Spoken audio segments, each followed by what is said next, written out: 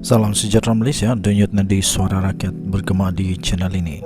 Terima kasih kerana bersama-sama dalam channel ini untuk mendapatkan berita-berita dan ulasan-ulasan terbaik untuk seluruh rakyat Malaysia. Bagi anda yang pertama kali bersama-sama dalam channel ini, sila tekan butang subscribe, like dan share. Malaysia kita punya, cintai Malaysiaku, kita jaga kita. Sekali lagi, bagi anda yang pertama kali, sila tekan butang subscribe, like dan share. Kita mulakan berita menarik hari ini. Salam sejahtera Malaysia. Ini barulah Malaysia terbaik, daulat tuanku.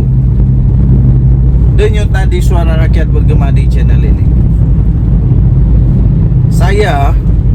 Sebelum itu saya ingin cakap dulu, saya bukan bangsa Melayu. Saya pun bukan orang Islam. Tapi saya cukup menghormati raja-raja Melayu. Saya menjunjung tinggi kedaulatan raja-raja Melayu. Dan saya menghormati agama Islam sebagai agama persekutuan negara Malaysia. Terutama sekali tentang raja-raja Melayu. Saya dari kecil lagi memang sudah membaca rukun negara, kesetiaan kepada raja dan negara. Dan saya percaya kontrak sosial. Saya sungguh menghormati kontrak sosial yang ada di Malaysia. Dan saya percaya kebawah duli yang maha mulia, sultan-sultan, raja-raja Melayu, terutamanya yang di Pertuan Agong. Yang di Pertuan Agong telah diberikan mandat dan baginda-baginda, raja-raja, sultan-sultan, terutama di Pertuan Agong, dapat menjalankan tugas yang terbaik, amanah yang terbaik. Ini ada pula seorang walaun. Aduh, walaun. Kamu ingat kamu siapa? Kamu ingat kamu malaikat ke apa? Akhirnya sekali lagi Akmal, Ketua Pemuda UMNO, mahu supaya membuat laporan polis kerana ada seorang walaun ni yang cuba memfitnah lagi raja-raja Melayu.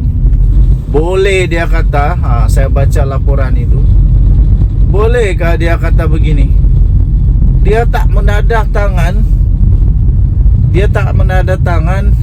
tanda tangan begitu ketika berdoa untuk sultan dan raja-raja, untuk doa bagi sultan dan raja-raja ketika solat. Kerana dia kata seolah-olah di dalam hantaran entry tersebut dia tunjuk seolah-olah yang di Pertuan Agong dan raja-raja Melayu tidak meletakkan agama Islam sebagai yang nombor satu. Ini satu fitnah. Kemudian dia kata dia hanya menandatangan dan berdoa bagi pemimpin-pemimpin yang mendahulukan agama Islam. Habis siapa lagi? Siapa lagi kalau bukan sultan, kalau bukan agung yang perlu didoakan? Kebawah duli yang maha mulia, sultan-sultan, raja-raja, terutamanya agung inilah yang menjadi ketua kepada agama Islam, yang menjaga agama Islam, yang menjaga dan ketua kepada agama Islam. Kalau bukan kebawah duli yang maha mulia, sultan-sultan dan raja-raja Melayu ni, siapa lagi yang kamu nak percaya? Takkan nak percaya kepada Hadi Awang untuk jaga Islam. Bukan saya kata Hadi Awang tak jaga Islam, dia jaga. Cuma di dalam perlembagaan negara Malaysia yang menjaga agama Islam, yang menjadi ketua kepada agama Islam, yang di Pertuan Agong dan sultan-sultan, raja-raja Melayu. Aduh, kalau itu pun kamu tidak boleh terima, benda apa lagi yang kamu boleh terima dalam perlembagaan negara Malaysia? Benda apa lagi yang kamu boleh terima? Itu asas kepada perlembagaan negara Malaysia, kedaulatan raja-raja. Dan kamu tahu tak apa diorang punya tanggungjawab? Tanggungjawab raja-raja dan sultan-sultan ni, salah satunya menjadi ketua kepada agama Islam, yang menjaga agama Islam. Okey, tuan-tuan dan puan-puan yang dihormati sekalian, yang ini saya setuju kalau dibuat laporan polis, kerana ini memang satu fitnah jahat. Nama pun memang raja-raja dan sultan-sultan yang di-Pertuan Agong ketua agama Islam. Pastinya agama Islam nombor 1. Apa yang kamu merapu ni? Okey. Jadi tuan-tuan dan puan-puan yang dihormati sekalian, harap-harap walaun punya otak makin selepas ini semakin semakin stabil dan tidak meroyan. Semakin sihat otak-otak walaun dan tidak lagi meroyan. Kita jumpa lagi. Selamat pagi Malaysia. Daulat tuanku. Salam sejahtera Malaysia. Denyut nadi suara rakyat bergema di channel ini. Isu hangat pagi ini saya ingin kongsikan kepada anda semua. Akhirnya saya sudah agak dah lama saya cakap, sampai berapa lama Perikatan Nasional boleh tahan, sampai berapa lama pemimpin PN boleh tahan dengan ego. Akan lama saya kata. Memang betul. Akhirnya pemimpin Perikatan Nasional seolah-olah sudah mengangkat bendera putih.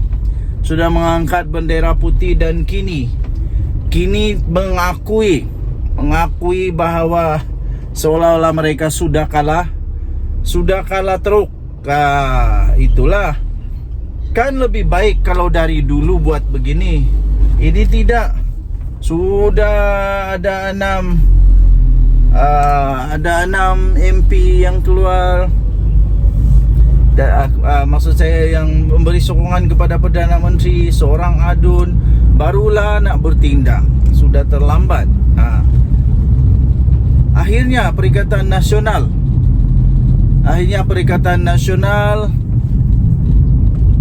mengangkat bendera putih, mengaku kalah dan berjumpa dengan kerajaan Madani untuk bincang tentang peruntukan. Beginilah. Apa yang dijaga sangat ego tu, yang kamu tu, yang MP Perikatan Nasional tu gaji puluh ribu.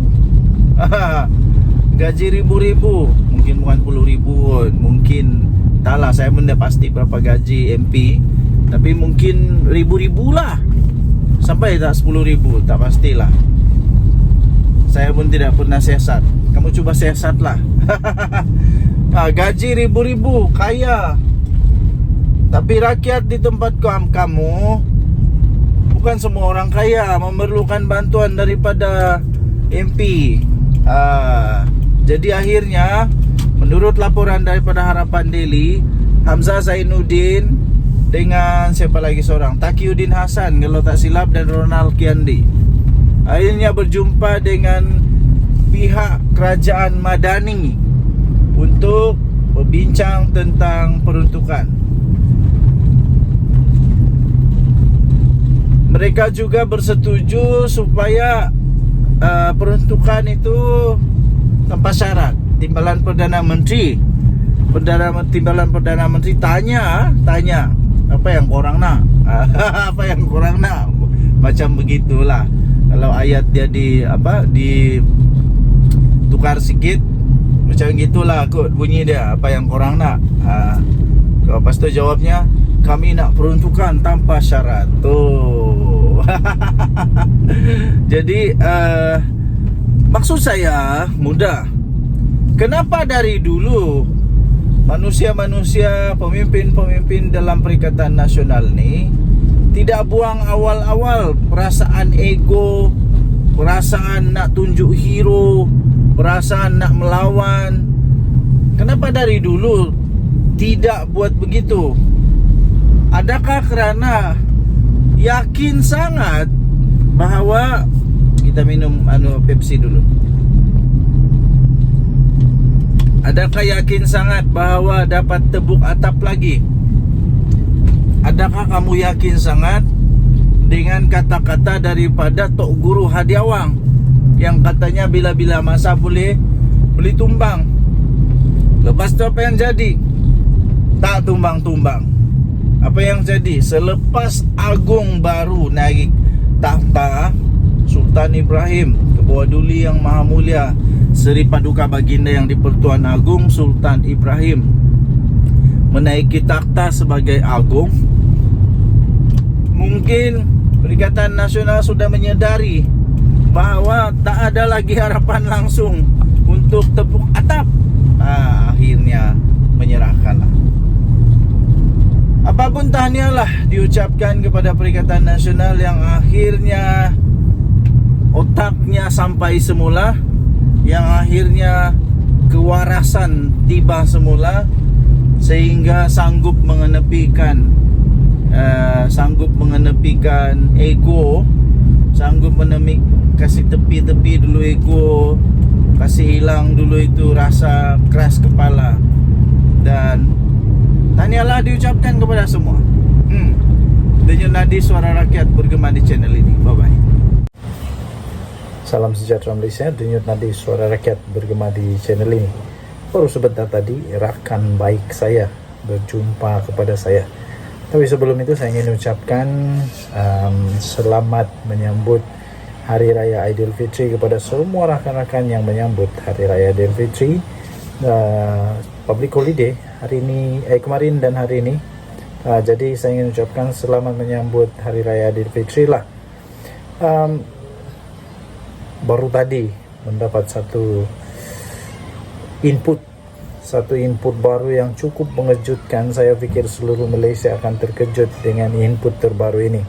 Apa tidaknya seluruh Malaysia bakal dikejutkan andai ini benar berlaku. Tunggu sakno.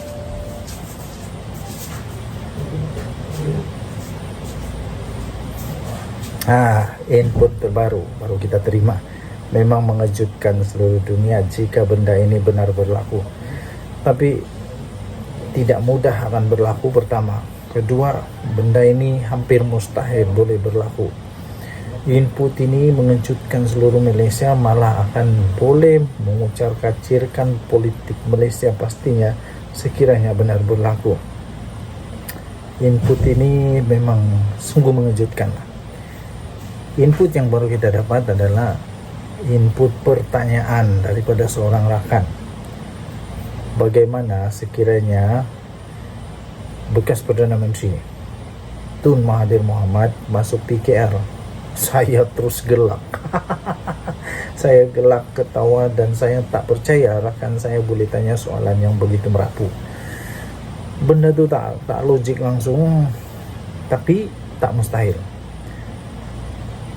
Masihkah anda ingat betapa tak ngamnya, sungguh tidak bengam, sungguh susah juga lah mau cakap permusuhan, tapi ya mungkin betul juga ada permusuhan di antara Mahathir dan Anwar.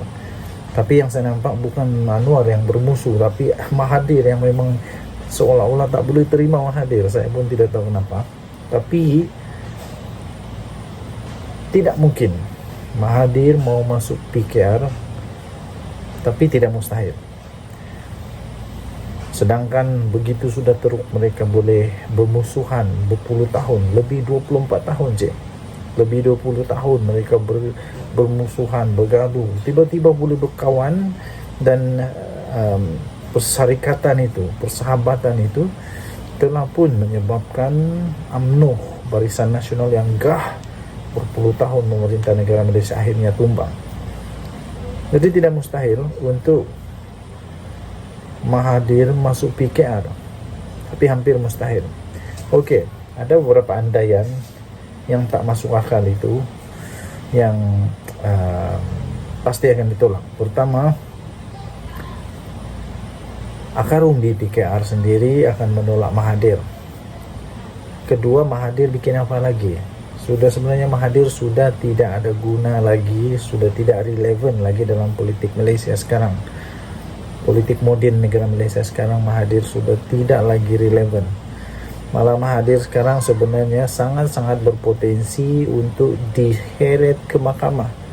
Pertama kerana RCI untuk Pulau Batu Putih yang sekarang ini sudah masuk ke peringkat siasatan diraja.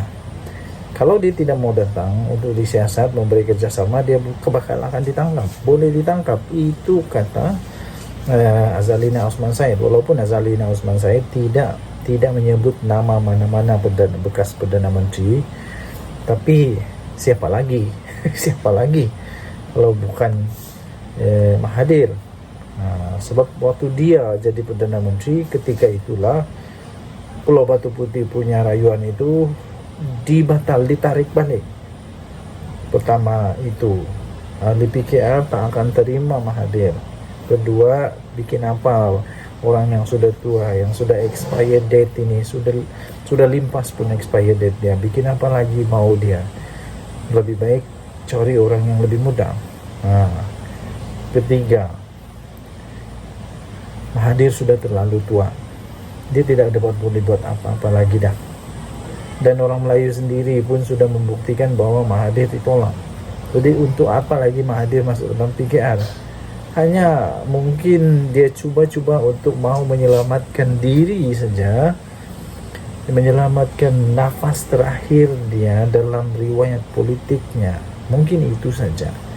Tapi untuk dia mau membawa perubahan kepada politik negara, kepada orang Melayu, itu semua sudah tidak relevan lagi. Dia sudah terlalu tua. Fikiran dia tidak lagi boleh kemana. Dibuktikan dengan dia kalah teruk. Buat pertama kalinya bekas Perdana Menteri kalah teruk, langsung tidak dapat dia punya deposit pun. Amat memalukan. Malah bukan sahaja dia kalah teruk, parti dia semua calon-calon daripada pejuang, sama ada calon itu hebat ke tak hebat ke atau sebagainya, tapi semua kalah teruk, termasuk Mukhriz. Kenapa? Ada kemungkinan juga kerana ada kelibat yang namanya Tun Mahathir di dalam parti itu, yang ditolak bulat-bulat, ditolak mentah-mentah oleh orang Melayu. Jadi kerana itu, untuk nak kata dia ada power lagi, dia ada relevansi dia lagi, dia ada ada aura lagi untuk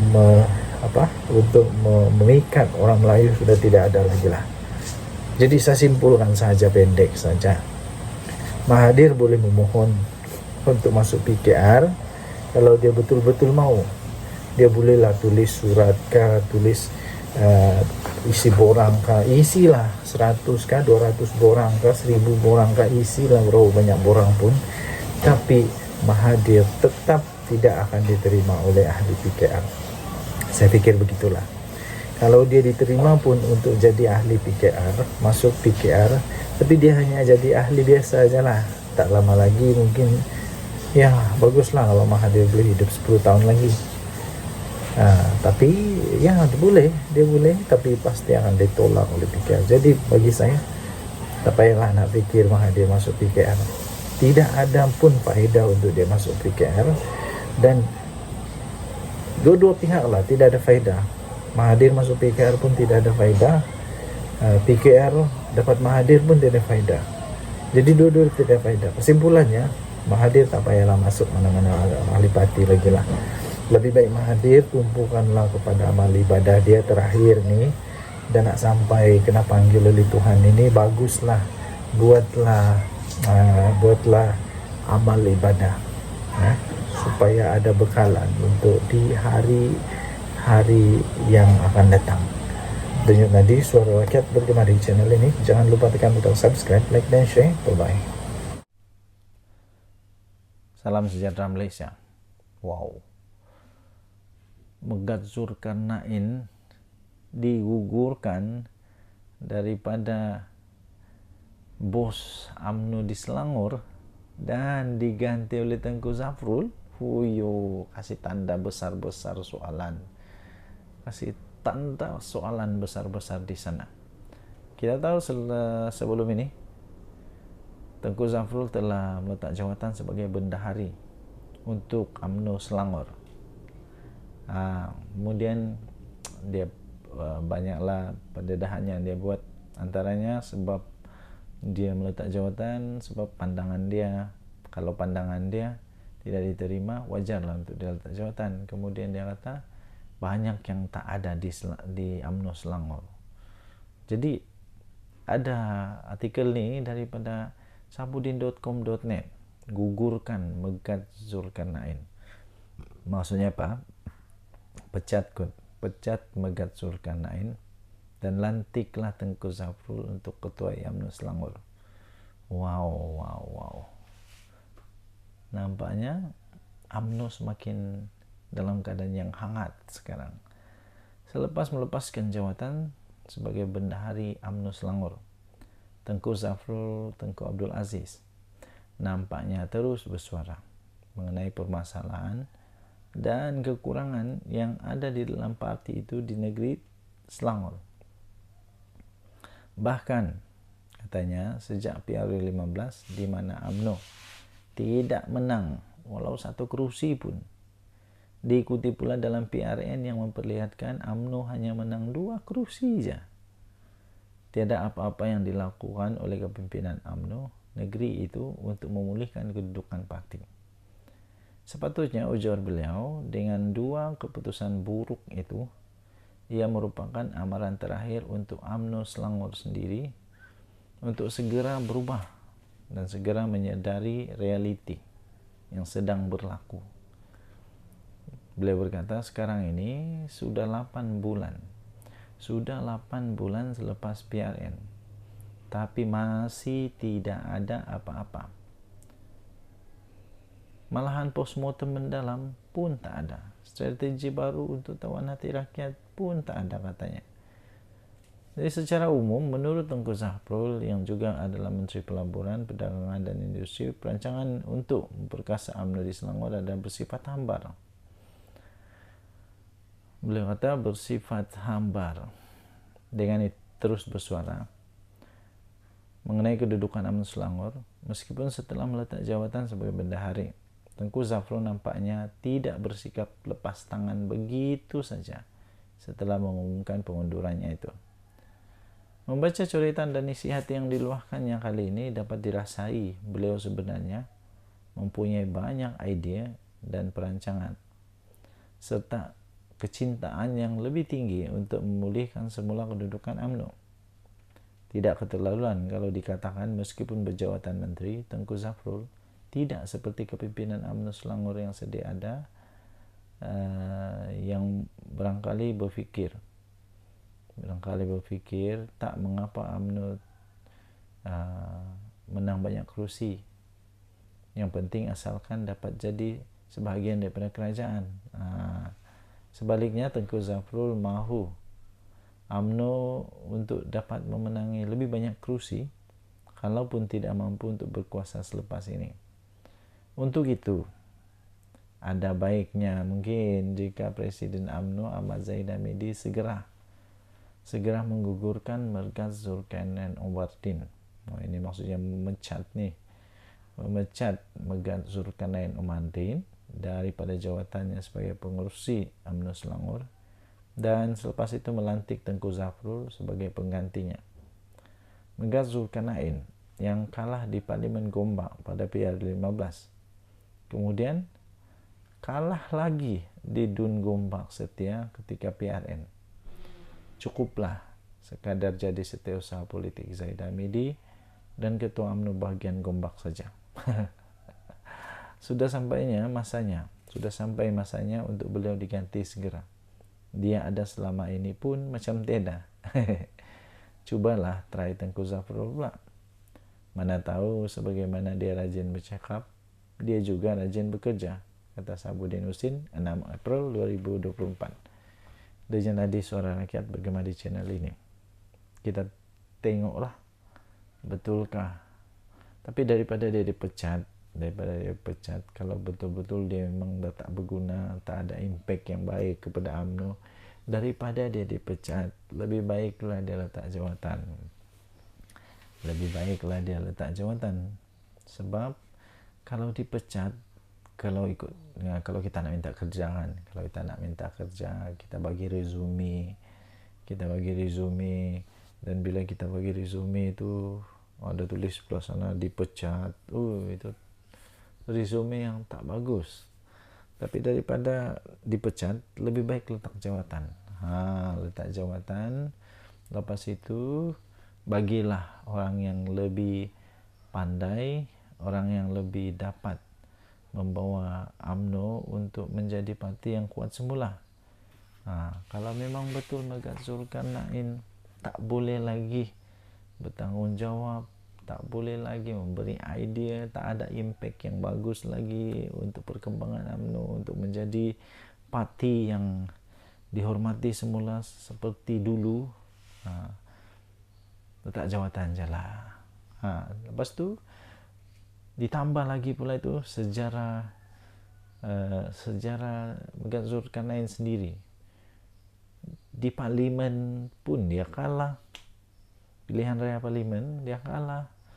Lepas tu pilihan raya apa lagi? Pilihan raya PRN tu untuk DUN pun kalah juga. Jadi itu maksudnya dia pun memang kalah lah, cuma saja mungkin kerana dia orang yang paling berpengalaman, orang lama di dalam UMNO Selangor,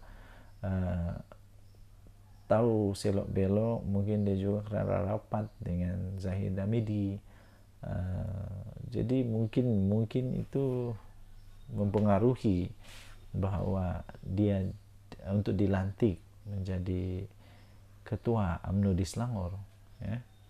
Tapi kalau memang semua itu sudah ditolak ataupun semuanya tidak lagi berjalan seperti sepatutnya, baguslah untuk dia letak jawatan je lah. Jangan dipecat, jangan sampai dipecat tu bikin malu. Tapi kalau letak jawatan tu biasalah kan, letak jawatan, cari kerja yang lain. Tapi kalau dipecat tu mesti ada sesuatu yang buruk lah. Jadi sebelum Zahid Hamidi dipecat, kalau memang betul tak payah pecat, nasihatkan supaya beliau letak jawatan. Itu lebih afdal, lebih elok lah agaknya. Denyut Nadi Suara Rakyat bergema di channel ini. Jangan lupa tekan butang subscribe, like dan share. Malaysia kita punya, cinta Malaysia aku, kita jaga kita. Bye bye.